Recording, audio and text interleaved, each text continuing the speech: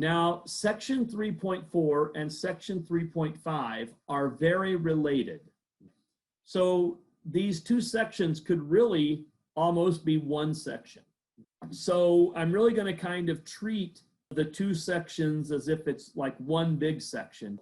Pretty much everything we learn in section 3.4 is then used in section 3.5. So it's just kind of a continuation of what we're learning in section 3.4 for section 3.5.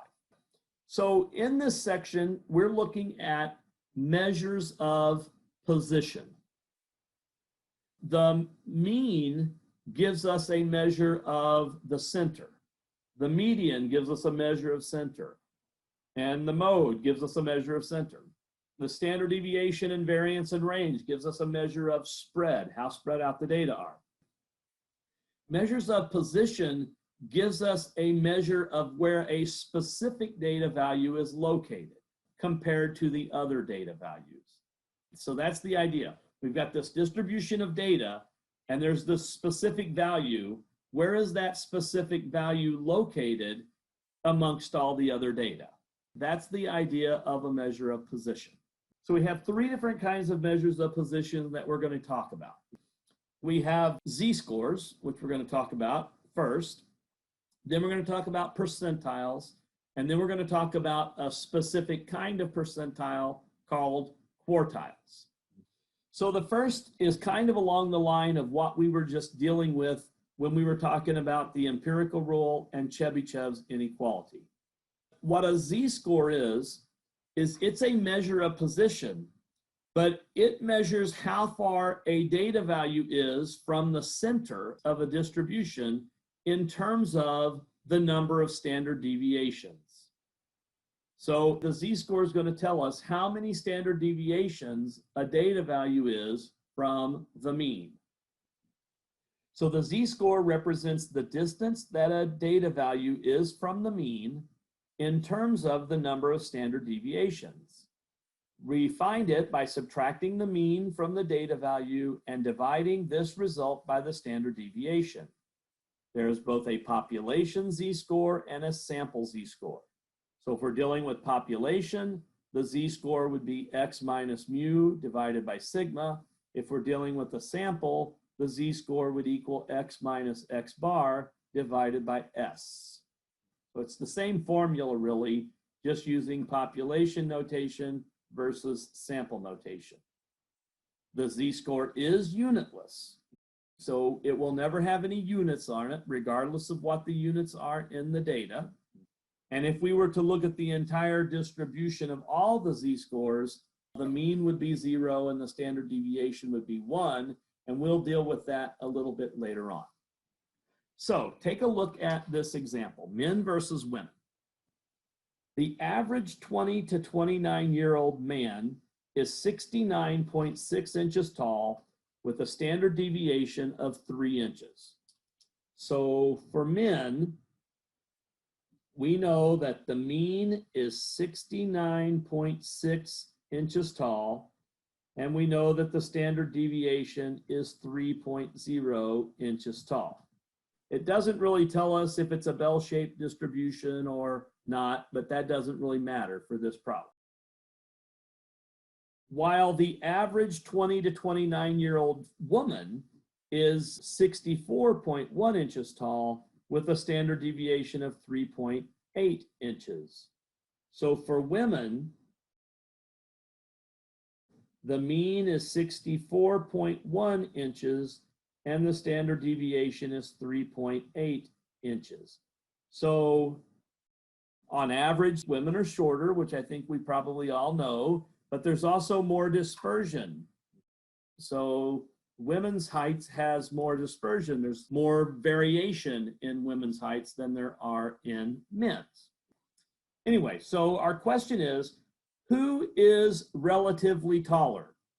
In other words, comparing an individual man to an individual woman in terms of where they are in the population, who's relatively taller?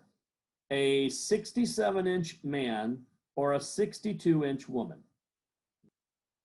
Well, notice that the 67-inch man is shorter than average. Also notice that the 62-inch woman is shorter than average. So our question is, who's relatively taller, the 67-inch man or the 62-inch woman? Well, one way that we can make that determination is by looking at the z-scores. So for this 67-inch man, I'm going to find his z-score.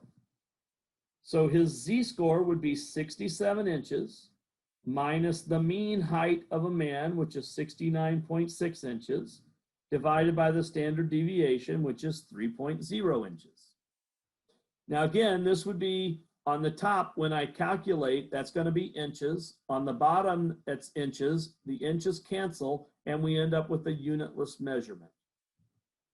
So if I take 67 minus 69.6 and divide that by 3, that is about negative 0.87.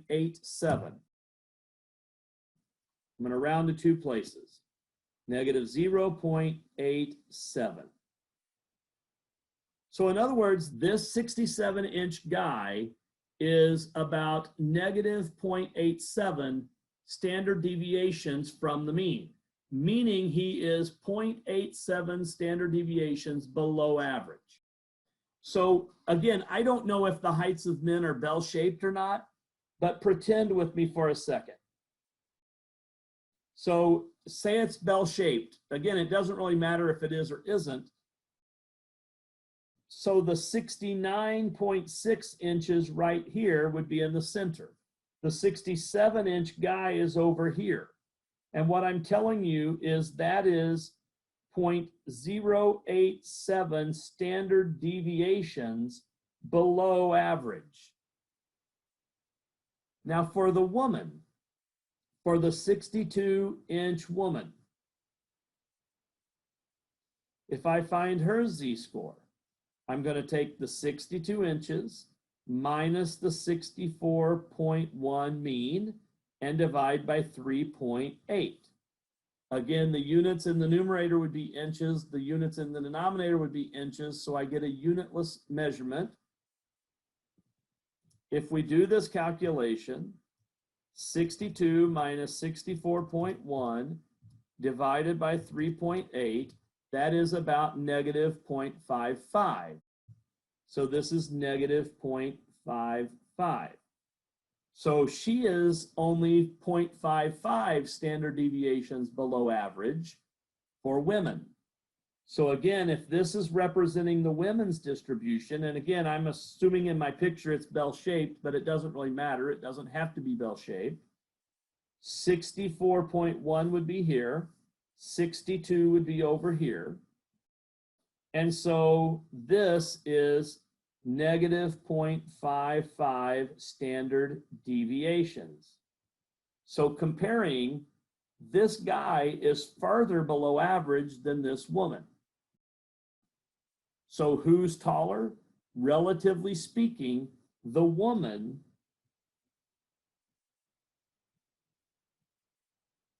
is taller. So to answer the question, the 62-inch woman is relatively taller. Both are below average, but he's more below average for men than she is for women. So relatively speaking, she's the taller one. So that's the idea of a z-score. And again, that is giving us a measure of the position of a data value. Take a look at the next definition, percentile. I suspect you have all had encounters with the term percentile in the past. I would say that because standardized tests are typically measured in terms of percentiles. Your performance on a standardized test is usually given to you in terms of a percentile. So if you take a standardized test and you find out that you're in the 85th percentile, what does that mean? That means that your performance on that test was as good or better than 85% of the other people who took that test. In other words, your value on that test was at the 85th percentile. Again, 85% of the people did your score or worse on that test. That's what percentiles are in general. But percentiles don't have to just be for test scores. Data values can be reported in terms of percentiles. For example, this 62-inch tall woman that we just talked about might be in the 46th percentile. If she's in the 46th percentile, then that means her height is at or taller than 46% of other women. So that's the idea of a percentile. So definition, the kth percentile denoted by P sub k, that's not exactly a universal notation, but it's also not completely uncommon. So you'll see it fairly often, but it's not what I would call universal. Anyway, this P sub k is the kth percentile of a set of data, is a value such that k% of the observations are less than or equal to that value. So again, if the height of 62 inches is in the 46th percentile, then that means that 46% of women are 62 inches or shorter. And if that's, again, the 46th percentile, then that means 54% of women would be 62 inches or taller. That would be the idea there. So this visual helps with understanding what a percentile is. So if this is representing the smallest value in the entire set of data, and if this is representing the largest value in the entire set of data, then basically we're going to put all the data in order. There's going to be a value here so that 1% of the data values are that value or smaller. And then there'll be a value here. There'll be 2% of the data values are that value or smaller. And then there'll be a value here, which would be P sub 3. 3% of the data values would be that value or smaller, and so on. When I get to the 99th percentile, 99% of the data values are that value or smaller, which means only 1% would be that value or larger, and so on. So we're not going to do a whole lot with percentiles at this time. Mainly at the moment, all we're going to do is interpret them. Later on, when we get to chapter 7, we will use what we learned in chapter 7 to help us determine what the values of percentiles are. For now, we're just mainly going to interpret. So the directions are: explain the meaning of the following percentiles. The 5th percentile of the weight of males 36 months of age is 12 kilograms. So what does that mean? If the 5th percentile is 12 kilograms, and we're talking about weights of 36-month males, so in other words, 3-year-old male toddlers, the 5th percentile of the weight is 12 kilograms. So what does that mean? That means that only 5% of 36-month-old males weigh 12 kilograms or less. Okay, so this means that about 5% of males 36 months of age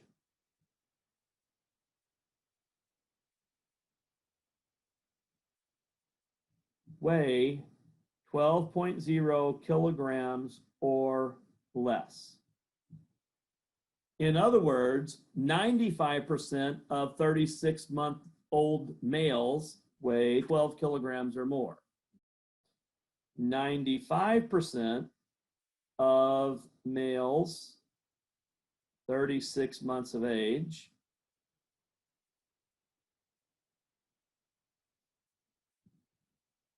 weigh 12 kilograms or more.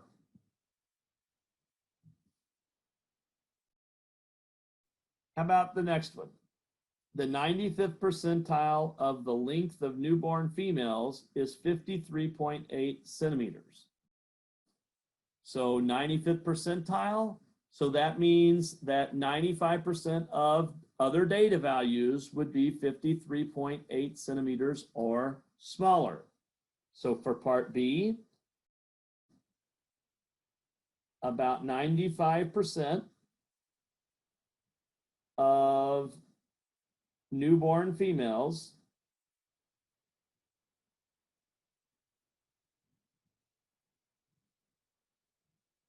are 53.8 centimeters long or less. Only 5% of newborn females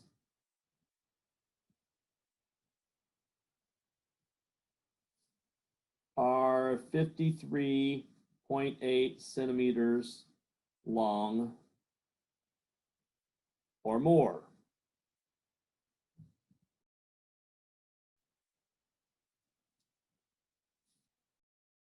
Next, we're going to talk about specific kinds of percentiles. By the way, really quickly back here, notation-wise, so if the fifth percentile is 12.0 kilograms, the notation would be that P sub 5, that represents the fifth percentile, would equal 12.0 kilograms. That's the notation. If the 95th percentile is this 53.8 centimeters, then that would be P sub 95 is equal to 53.8 centimeters. So that would be the notation. That P sub 95 is equal to that value. Quartiles. Quartiles divide data sets into 4 equal parts. The first quartile is going to be denoted by a capital Q for quartile with a subscript 1 indicating it is the first quartile. So Q for quartile, the 1 is it's the first quartile. It divides the bottom 25% of the data from the top 75%. Therefore, the first quartile is equivalent to the 25th percentile. So like, for example, if this is representing the smallest data value and if this is representing the largest data value, the first quartile is going to be whatever value is here, so that 1/4 of the data, 1/4 of the data is that value or less, 3/4 of the data is that value or larger. And as it said there, the first quartile is the same as the 25th percentile. So those two values are the same. The second quartile, which is going to be denoted by Q sub 2, divides the bottom 50% of the data from the top 50% of the data. So it is equivalent to the 50th percentile or the median. So the second quartile is going to be this value here, so that 50% of the data values is that value or smaller, 50% of the data values is that value or larger.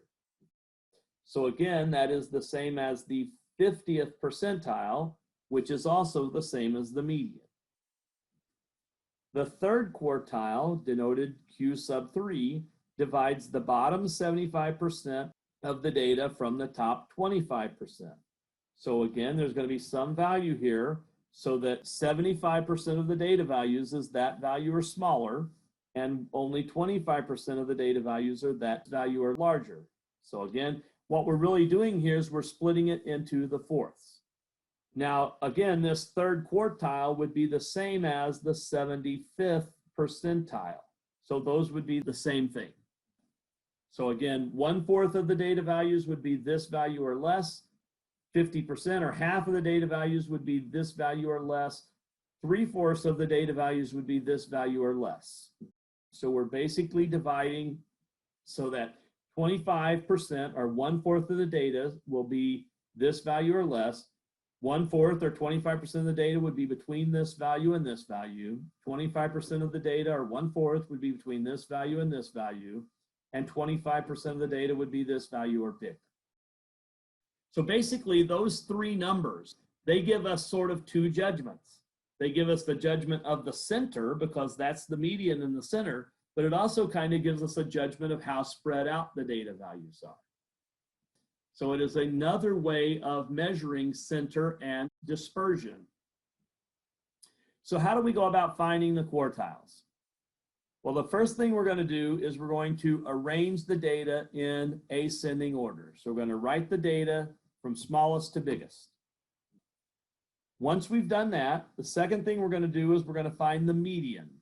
So the median is going to be the value in the middle. And then once we have that median, the median divides the data into two halves, the bottom half and the top half. So step 3, we're going to divide the data set into two halves. The observations below or to the left of the median and the observations above the median. The first quartile, Q1, is the median of the bottom half of the data, and the third quartile is the median of the top half of the data. So we're going to find the median, and then once we have the median, that's going to divide the data into two halves. The bottom half, we find the median of it, that's the first quartile. The top half, we find the median of it, that's the third quartile. And that would give us the quartiles. So a quick example, we have smart cars.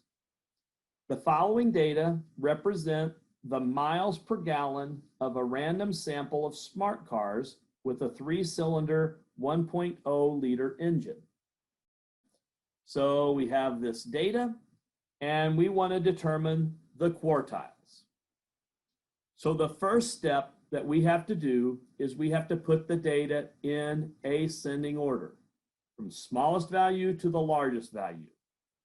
Now, I kind of cheated on this because I picked a problem where the data is already in order.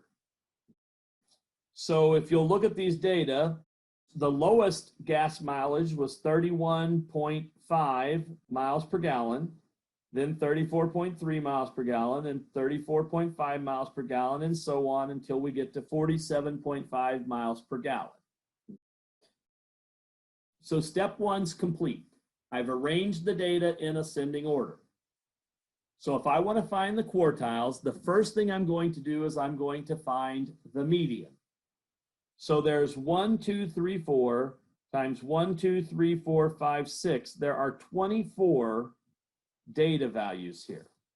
Okay, I'm using pencil right now instead of pen, and I know it won't show up quite as well on the screen, but I'm doing that for a purpose. And so I'll, because I need to be able to clean it here in just a minute. Okay, so there's 24 data values. So if you'll remember, we don't have a formula for finding the median, but we do have a formula for finding where a median is, right? So if I take 24 plus 1 and divide by 2, that's 25 divided by 2, which is 12.5. So the median would be the average of the 12th and 13th data values. So here's 4, 8, 12. This is the 12th data value, and this is the 13th data value. So the median is going to be between 38.3 and 38.4. So if we average 38.3 and 38.4, that will give us 38.35.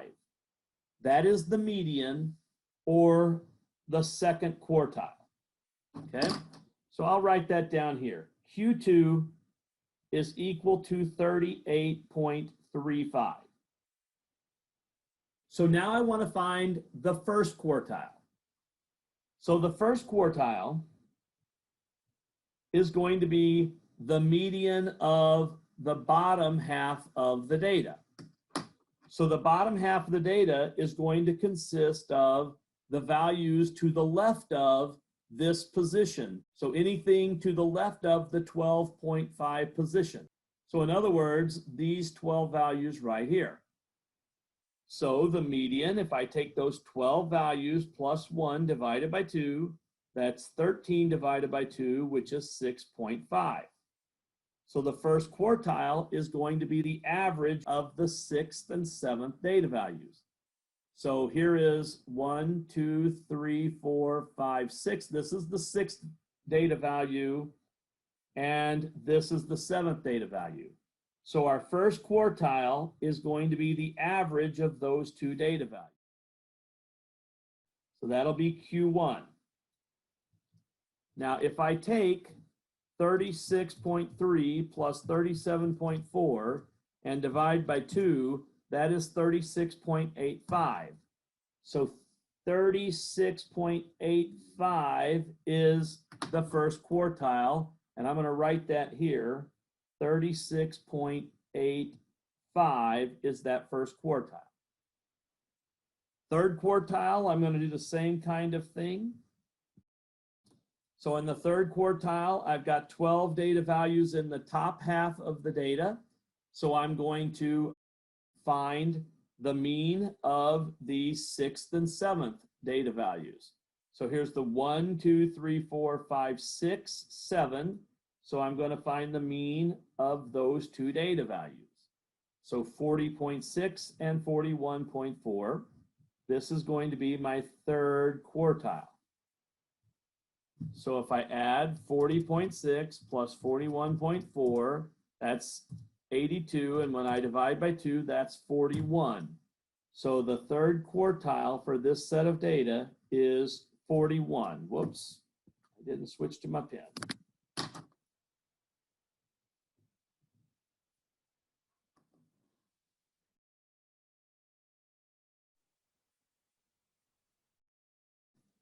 Now, I will tell you, we're done with this problem.